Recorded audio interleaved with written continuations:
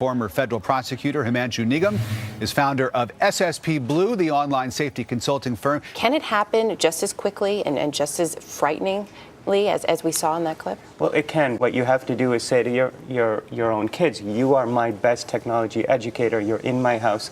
Teach me how this world works. There's a lot of great technology out there, security technology, antivirus technology, anti-phishing technology. You name it, everyone's talking about it. We're all starting to use it. We're getting so much better. So what do the hackers and the criminals do? They exploit the one thing that we're not thinking about online, and that's our trust with our friends. Who are you talking to?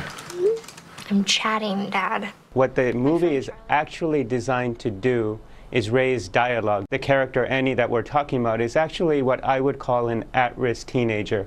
Her father is actually working very hard and not giving as much attention as he normally used to. Visa, MasterCard, all of these companies have been put on notice by the hackers.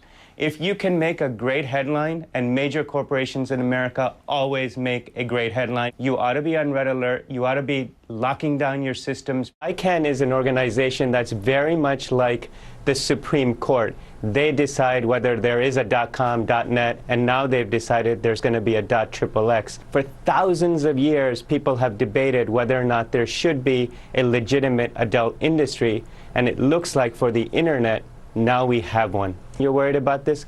Start using software on your family computer and say block all adult entertainment. You couldn't actually create a better Hollywood script. Since I'm coming to you from Los Angeles right now, you have in essence Julian Assange, who has become a cyber messiah, and hundreds of followers who are waking up zombie computers, they're soldiers, and attacking companies like Visa, MasterCard, as well as now Sarah Palin's website. This sounds like a real blow to cyber bullies. This is actually a great new law because, and the result might have been a pissed off politician who's trying to help out a great constituent of his or her to create a law for the little guy. And I say that because what this does is it makes it a crime, not just a civil problem, but a crime to impersonate somebody. Pay attention to this law because what you have here is a great little piece of legislation. It's not 200 pages long. It's one paragraph. The biggest thing to take away from the movie, and David actually did a great job of putting Hollywood in touch and perfectly with the reality of what happens in these situations, and that is in this case, Annie is actually becoming an at-risk teenager. So what you see from an online predator perspective is, oh, hone in on that kid because that kid needs attention, and then they'll shower them with attention, and eventually their goal is to say, let's meet somewhere. And from Annie's perspective, she's not meeting a stranger, she's meeting a friend, in her mind, a true friend or a boyfriend. The conduct that they have online and offline affects their future.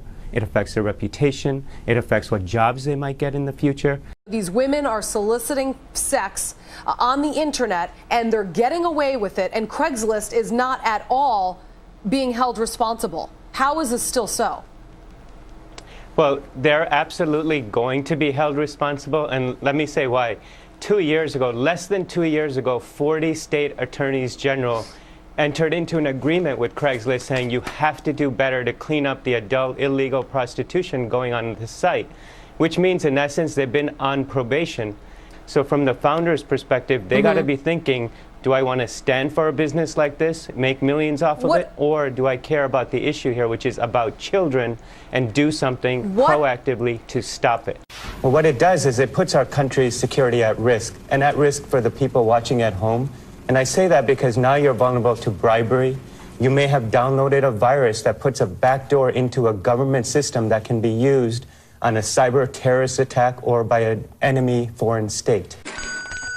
When people leave signs of trouble that they're having in the physical world, they may say something, they may act unusual, their friends notice it, but they're not quite sure what's going on inside that troubled mind.